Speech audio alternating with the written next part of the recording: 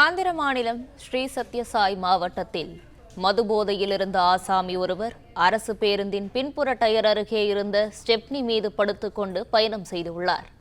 இது தொடர்பான கூடுதல் தகவல்களை தருகிறார் செய்தியாளர் பாலாஜி. பாலாஜி, வணக்கம். இது குறித்தான முழு விவரங்களையும் பதிவு பண்ணல.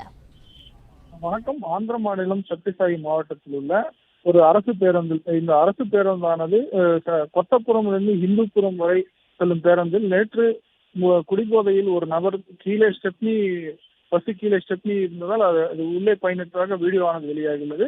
இது குறித்து அந்த டிரைவர் பேச்சிலே அவர் முன்னதாக அது எதுவும் கவனிக்காமல் பஸ் ஏறிவிட்டதாகவும், டிரைவர் அதை கவனித்து பின்புறம் ஏதோ சத்தம் வருவதாக கேட்டு எதிரே சென்ற வாகன ஓட்டிகள் அதனை கவனித்து அந்த டிரைவரிடம் சொன்னதை அது பின்பாக டிரைவர் கவனித்துக் கொண்டு பின்னர் அவரை அங்கிருந்து மீட்டு எதிர்காணி பயணித்ததாக போலீசார் தகவல் இருக்கிறது. தற்போது இந்த வீடியோவானது சமூக வலைதளங்களில் மிகவும் வைரலாகி வருகிறது.